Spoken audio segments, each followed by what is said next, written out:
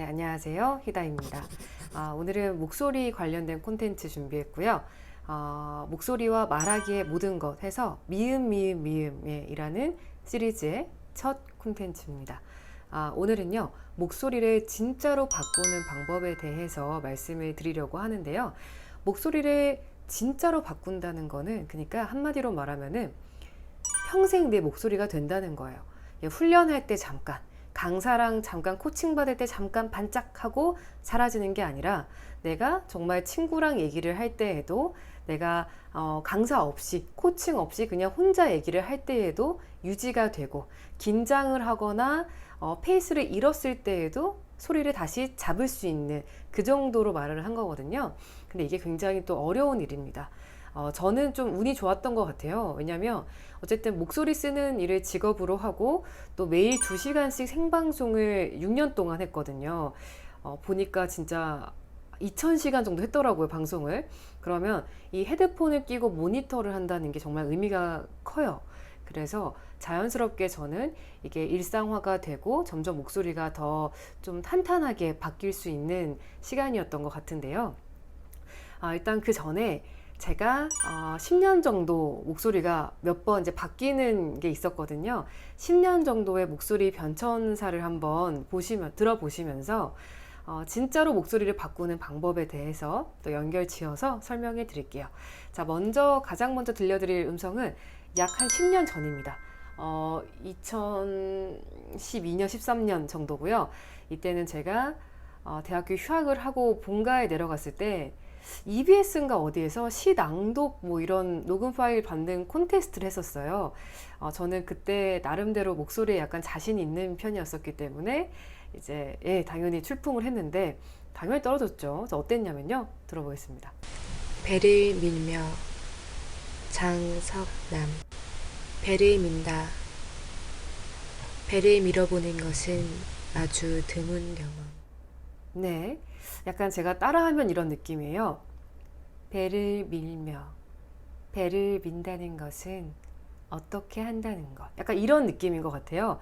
근데 이런 목소리가 나온 거에 또 배경이 있습니다. 저는 일단 좀 타인 지향적인 성격이었고, 어릴 때는 뭐랄까, 나름대로 혼자 상처도 많이 받고 막 그러다 보니까 주변 의식은 더 하고 신경을 많이 쓰는데 그런 시간을 보냈던 것 같아요. 그런데 그런 와중에 제가 부모님이 다 중부지방 출신이시고 저는 이제 경상도에서 나고 자랐는데, 부모님이 사투리를 안 쓰다 보니까 저도 친구들에 비해서는 조금 말이 좀 부드러운 편이었어요. 그리고 저도 부드럽고 다정한 걸 좋아하다 보니까 친척들 만나면은 이제 언니들이 다이아 하는 게 너무 좋았고, 그래서 그런 거 막 따라하다 보니까 제가 어느 날 발표를 했는데 되게 좋게 봐준 거예요. 뭐 선생님도 그렇고 친구들도 그렇고. 그때 이제 관심을 딱 받고 제가 약간 주목받는 그런 경험을 하면서 그때부터 저는 이제 말하기와 목소리에 관심이 되게 많았고요. 아나운서를 지망하기도 했었고, 그래서 고등학교 때에도 방송국 아나운서가 됩니다. 근데 그때는 고등학교 방송부는 그 고등학교마다의 그 쪼라는 게 있어요. 그래서 저는 기억하는 게, 잠시 안내 방송 드리겠습니다.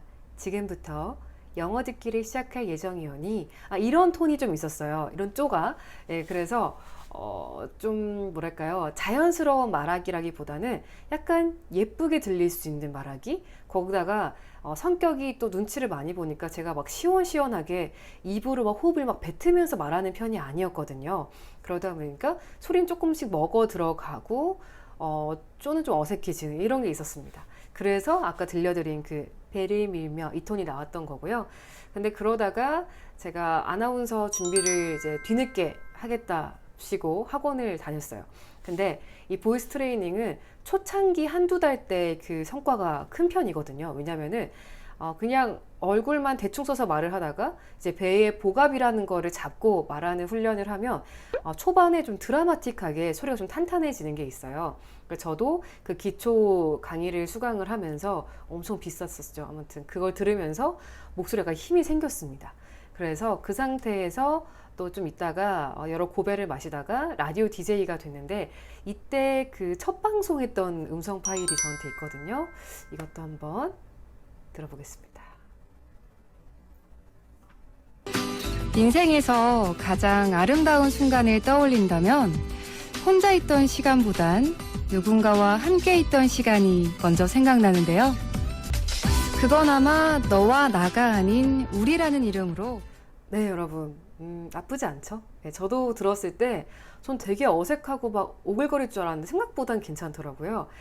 근데 그 2012년보다는 막 이상한데 막 비음 같은데 힘을 주는 습관은 좀 없어졌지만 여전히 좀 시원하고 특히 어떤 태도가 예, 그 목소리보다도 그 목소리를 뱉는 그 태도가 좀 소극적인 경향이 있어요. 그래서 내가 아닌 우리 다이 그런 거 아닐까요? 여러분 정말 감사드리고요. 저는 그런 것 같아요. 아까 이런 식으로 얘기를 했던 것 같아요. 물론 심야 방송이기도 했지만 실제로 보통의 상태에서도 저는 약간 좀 조심스럽고 네, 막 신중하고 소리가 좀 크지 않고 이랬던 것 같습니다. 근데 다행히 라디오를 계속 오래 하면서 매일매일 훈련이 돼요. 그러면 그리고 콘덴서 마이크를 쓰다 보면 숨소리가 잘 잡히기 때문에 호흡을 더 뱉으면서 말을 하게 되고 저절로 그리고 좀 많은 원고를 읽고 하다 보니까 힘도 좀 좋아질 수밖에 없습니다. 매일 2시간 훈련을 하는 거죠. 그렇게 하다 보니까 점점 목소리가 탄탄해지게 되는데요. 그래서 이런 톤을 또 얻게 되었고 들어볼까요? 나 하나쯤이야 하는 생각으로 버려진 양심. 우리 지구와 동물들이 힘겨워하고 있습니다. 네, 이런 스팟 광고를 그즈음부터 좀 했던 것 같아요. 한 1, 2년 차쯤부터. 근데 이것도 처음엔 되게 어색했어요. 제가 지금도 기억나는 멘트가 물은 생명입니다. 뭐 이런 건데 지금은 이렇게 표정이 나오잖아요. 근데 그때는 그게 안 나오니까 물은 생명입니다. 생명입니다. 이렇게 해도 아무런 느낌이 안 나는. 그래서 여러 번 막 재녹음도 하고 뭐 일이 안 들어오기도 하고 그랬었는데 다행히 점점 더 뭐 내레이션 할 일도 생기고 뭐 그러다 보니까 조금씩 표현력이 좋아지고 다른 것들을 표현해 볼수록 그러니까 아까 들려드린 스팟처럼 뭐지? 공정은 중요합니다. 막 이런 식의 좀 힘있고 좀 포멀한 이런 것들을 또 연습하다 보니까 힘이 더 생겼고요. 이제 그러다가 제가 프리랜서 성우로 뭐 숨고 같은 거에서 일도 받아서 이제 하면서 연습도 하게 되고 네, 보이스 티칭도 하게 되고 그러면서 점점 더 이 목소리 색깔이 어떤 힘이 좀 많이 바뀌게 됩니다. 그래서 가장 최근에는 이런 톤이 나왔던 것 같아요. 안녕하세요. 다이씨의 우아한 라디오, 우아한 DJ 최다희입니다. 음악가 멘트. 그렇습니다. 뭐랄까 여러분 그러니까 누가 딱 들었을 때 뭐 라디오 신입이었을 때든 지금이었든 간에 최다희란 사람의 목소리다라고 인식할 수 있는 건 똑같지만 저는 그래도 이 사람의 어떤 분위기가 많이 바뀌었다고 생각하거든요. 점점 더 이 복압을 주고 힘을 줄수록 좀 당당해졌어요, 제가. 그래서 예전에는 좀 쭈구리처럼 막 위축되고 막 우울도 했었고 이랬었는데 이제 목소리가 좀 커지고 크게 냈을 때 좀 집중을 받게 되고 내 목소리에도 힘이 실리고 권위가 생긴다는 걸 알았기 때문에 좀 쫄리는 순간이 될수록 오히려 선배님 안녕하세요 막 이런 식으로 더 씩씩하게 나가고 그 건물 들어갈 때부터 안녕하세요 라고 좀 힘있게 얘기를 하고 그러면은 한 번 더 기분이 좀 리프레시 되고 자신감이 생기고 이런 약간 선순환이 반복되는 걸 느끼면서 점점 더 향상이 있었던 것 같습니다. 그래서 10년 전의 시낭송과 최근 한 시낭송을 좀 비교를 하면 이런 느낌이에요. 배를 민다. 배를 밀어보는 것은 아주 드문 경험. 나무의 시, 류시화. 나무에 대한 시를 쓰려면 먼저 눈을 감고 네, 좀 소리가 약간 좀 깊어지고 좀 힘이 생기고 약간 울림이 좋아진 게 여러분들도 아마 느껴지지 않았을까 생각이 듭니다. 자, 그래서 이 정도 저는 10년이 이제 걸렸는데 원래 근데 운동이랑 똑같은 것 같아요. 운동도 우리가 평생 해야 되는 것처럼 저는 이 목소리를 다듬고 훈련하는 것도 평생 갈 부분이라고 생각을 하거든요. 그래서 마치 그 나이가 먹었을 때 노래가 더 멋있게 들리는 뭐 김도향 씨라든지 그런 분들처럼 계속 목소리를 이렇게 숙성시키고 잘 다듬어 가면은 점점 더 좋은 결과가 전 있을 거라고 생각을 해요. 자, 그러면 이런 일련의 과정 중에서 제가 깨달은 것들을 좀 하나하나 알려드리겠습니다. 자, 첫 번째로는 아마 지금쯤 충분히 이해를 하신 분도 많으실 것 같아요. 이 목소리 훈련으로 새로운 자아를 만날 수 있다는 부분인데요. 제가 아까 말씀드렸잖아요. 목소리 훈련을 해서 기본기가 생기고 탄탄해지고 볼륨이 커지고 그럴수록 좀 당당한 저를 다시 만날 수 있었습니다. 저는 사실 원래 기질은 되게 자존심도 좀 세고 욕심도 많고 이런 스타일인데 좀 눈치를 보면서 막 10대를 보내다 보니까 어느새 소리가 많이 먹어 들어가는, 조심스럽고, 그래서 누구를 불러도 못 알아채는 경우가 되게 많았어요. 저는 그래서 예를 들어서 언니 뭐 누구야 했을 때 못 알아듣는 게 익숙하니까 그때 이제 안 부른 척 하면서 머쓱하게 미소 짓는 약간 이런 것도 있을 정도였거든요. 근데 이제 힘이 생기면서 이제는 못 알아듣는 경우가 거의 없죠. 버스에서 뭐 정류장 놓칠 때에도 옛날에는 말 안 했어요. 왜냐면은 은근히 또 내성적인 경향이 있고 소심하기도 하고 목소리가 일단 잘 안 들리니까 한번 무시당하면 너무 머쓱하잖아요. 근데 이제는 절대로 못 들을 수 없게 외칠 수 있게 되니까 네, 이제 훨씬 일상생활을 하는 게 좀 여유로워지고 자신감이 생긴 것 같습니다. 그래서 여러분들도 목소리 훈련을 하면은 좀 더 내가 원하는 나의 모습에 근접할 수도 있기도 하고 일단은 좀 후련하고 당당해지는 건 확실해요. 자, 그리고 두 번째, 목소리를 진짜 바꾸기 위해서는 일상에 적용하는 게 정말 중요하다. 이거는 진짜 100만 번 강조해 드리고 싶습니다. 제가 지금 강의를 하고 있거든요. 그럴 때에도 저는 항상 일상화를 정말 중요하게 생각해요. 그래서 그냥 항상 읽는 막 그런 문어체식의 책 낭독 이런 게 아니라 진짜 일상에서 내가 누구를 만나 인사를 하고 식당에서 주문을 하고 이럴 때에도 항상 그 목소리로 할 것을 정말 강요를 많이 하고 주문을 많이 하는 편이거든요. 근데 그렇게 해야지 내가 그 훈련된 톤을 적용되는 일상의 풀이 넓어질 수밖에 없거든요. 그래서 제가 마치 2시간 동안 늘 방송을 했기 때문에 훈련이 더 잘 된 것처럼 혹시 여러분들도 목소리 정말 바꾸고 싶은 분이 계신다면은 점점 내 일상 속에 이 훈련된 톤을 적용하는 혹은 내가 좀 더 마음 먹고 하는 톤 있잖아요. 그 톤을 적용하는 공간이 많아져야 됩니다. 그래서 나는 일하다가 전화 응대할 때만큼은 항상 배에 힘주고 안녕하세요 이게 아니라 안녕하세요 라고 해야지 라든지 아니면 하다 못해서 버스를 탈 때 식당에서 주문할 때 그럴 때만이라도 아메리카노 한 잔 주세요 라고 한다거나 이걸 항상 의식을 해야 되는 부분이에요.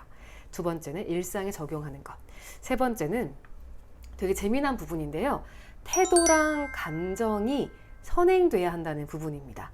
그러니까 우리가 목소리를 바꾼다라고 생각하면은 뭐 톤을 낮춘다거나 뭐 볼륨이 커진다 이렇게만 생각을 하잖아요. 근데 사실 목소리를 바꾸는 거는 그냥 나라는 사람의 이 전체 총체가 약간 바뀌는 거나 다름이 없어요.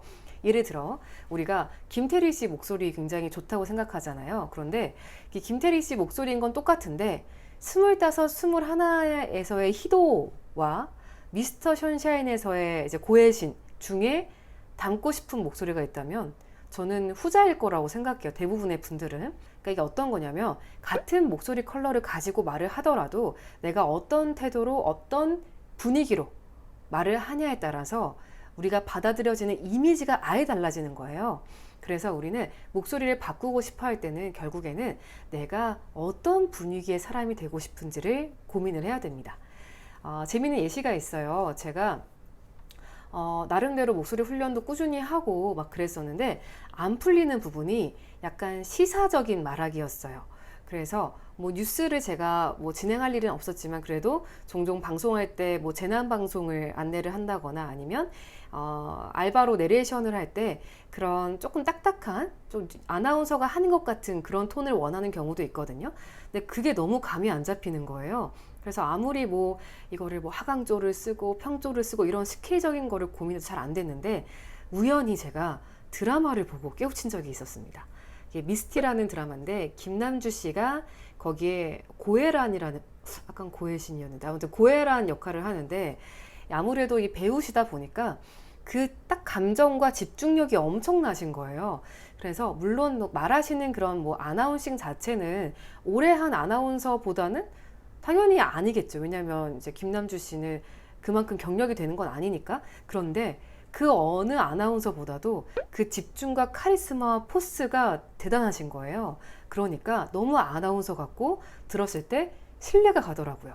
저는 그때 진짜 깨달았죠. 제가 그 고혜란의 그 뉴스 아나운싱을 막 따라하면서 보는데 약간 알겠는 거예요. 그래서 정부는 발표했습니다. 막 이런 식의 이 느낌을 갖고 가야 되는 거였구나. 이거를 깨달아서 그때 이제 시사톤을 약간 확립했던 적이 있습니다.